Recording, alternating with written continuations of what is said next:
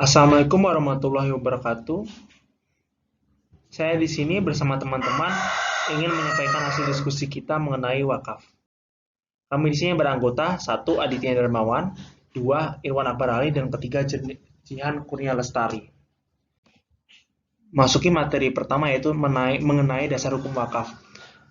Daftar hukum wakaf di Indonesia merujuk pada dasar Al-Quran dalam Quran Surat Al-Hajj ayat 77 dan Quran Surat Ali Imran ayat 92. Kemudian dituangkan dalam Peraturan Pemerintah No. 42 Tahun 2006 terkait pelaksanaan UU No. 41 Tahun 2004 secara hukum positif wakaf. Dalam UU Perwakafan membentuk Badan Wakaf Indonesia BWI yang bertugas sebagai lembaga negara independen dalam mengurus, mengelola, dan memajukan wakaf di Indonesia. Lalu ada manfaat wakaf. Yang pertama itu adalah mendapat manfaat secara religius, yang artinya memperoleh manfaat dari sisi spiritual merupakan manfaat wakaf yang didapatkan pemberi atau wakif. Faktanya manfaat dari aset harta wakaf bersifat kekal, apalagi jika objeknya terus digunakan oleh khalayak umum, sehingga para pemberi wakaf mengalir deras terus menerus hingga akhir hayatnya. Yang kedua yaitu meningkatkan hubungan persaudaraan. Dari sisi pemberi dan penerimanya, manfaat wakaf adalah mampu meningkatkan hubungan persaudaraan. Pemberi wakaf bisa membantu banyak orang melalui harta yang diwakafkan, sedangkan masyarakat merasa diuntungkan dengan adanya bantuan tersebut. Lalu ada membantu pihak-pihak yang kurang beruntung. Manfaatnya yaitu membantu pihak-pihak kurang beruntung daripada kita, baik bentuknya wakaf produktif maupun konsumtif. Wakaf konsumtif dapat membantu masyarakat miskin memenuhi kebutuhan sehari-harinya, sedangkan wakaf produktif dapat membantu meningkatkan taraf kesejahteraan hidup masyarakat. Lalu ada sarana membangun kepedulian sosial, yaitu terakhir, manfaat wakaf adalah sebagai sarana membangun kepedulian sosial sebagai seorang makhluk sosial. Manusia memerlukan kepedulian agar bisa berfungsi secara maksimal dalam masyarakat. Mungkin selanjutnya bisa dilanjut dengan teman saya.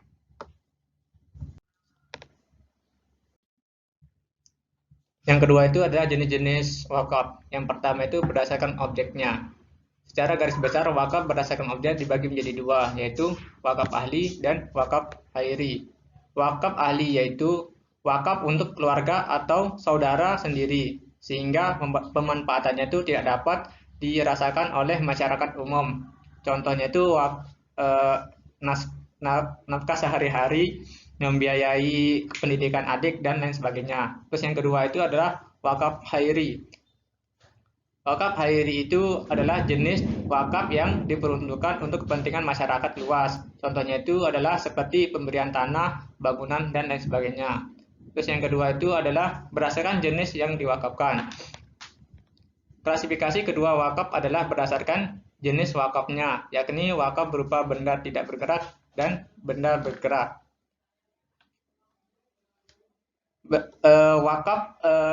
Wakaf benda bergerak yaitu seperti bentuk wakaf yang sulit dipindahkan. Contohnya itu wakaf seperti masjid, tanah, bangunan, pesantren, dan lain sebagainya.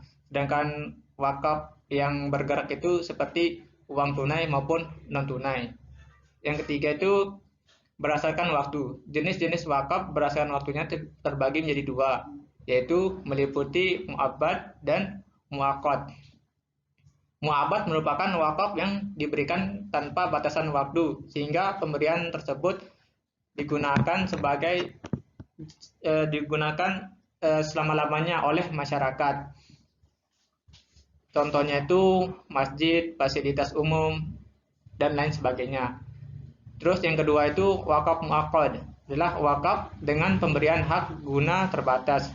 Contohnya itu misalkan pasokan makanan, uang konsumsi, dan lain sebagainya. Wakaf muaqqad ini umumnya itu bersifat konsumtif gitu, yang cepat habis gitu.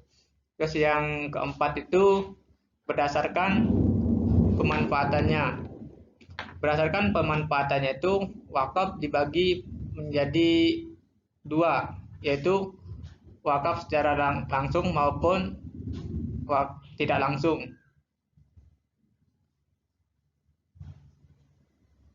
Wakaf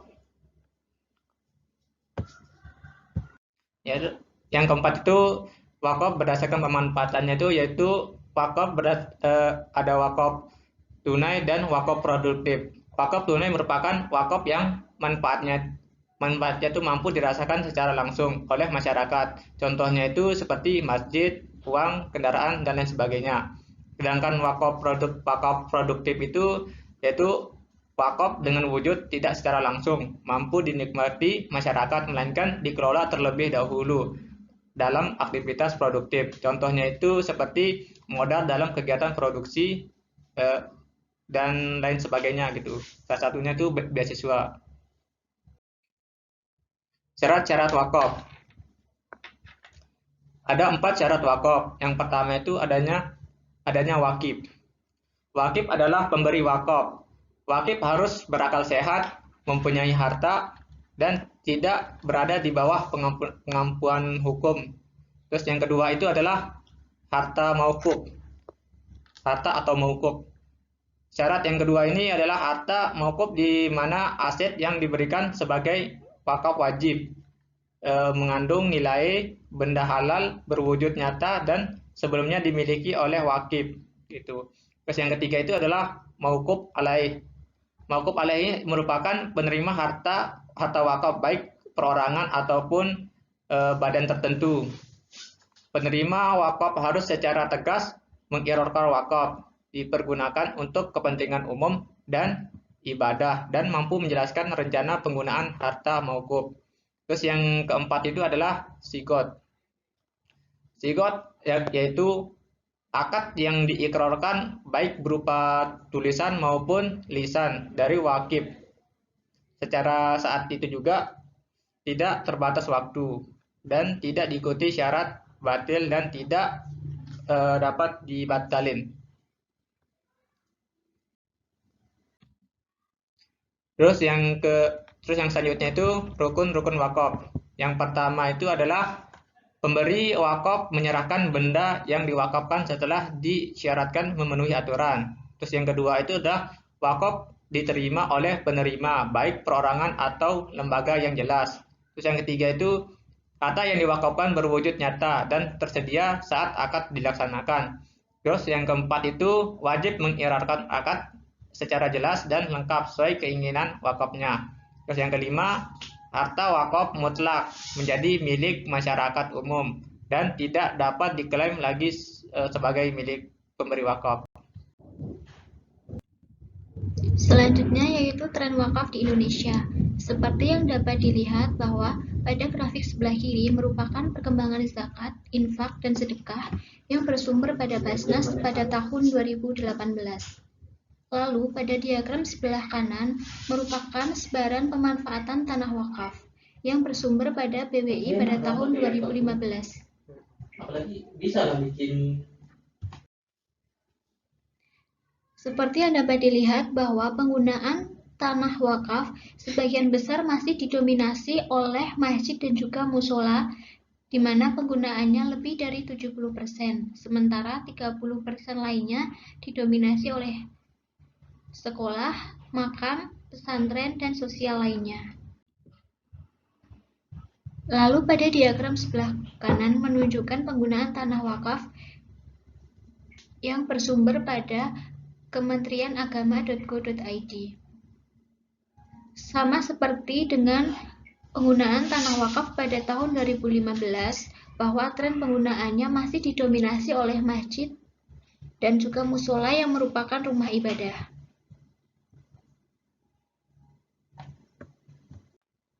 Lalu disusul dengan sekolah, pesantren, dan sosial lainnya.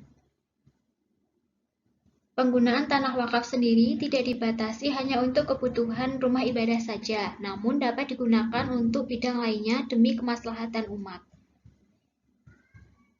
Namun, tren di Indonesia, masyarakat masih memanfaatkan tanah wakaf sebatas untuk tempat ibadah, di mana hal itu merupakan hal yang baik. Namun, akan lebih baik jika pemanfaatan tanah wakaf tersebut merata dalam beberapa bidang. Selanjutnya yaitu tantangan wakaf di Indonesia.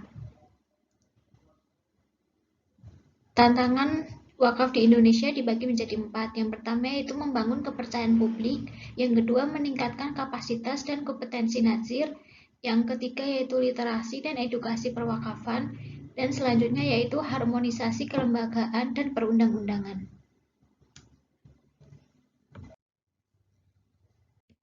Sekian dari kelompok kami. Apabila ada salah kata mohon dimaafkan. Assalamualaikum warahmatullahi wabarakatuh.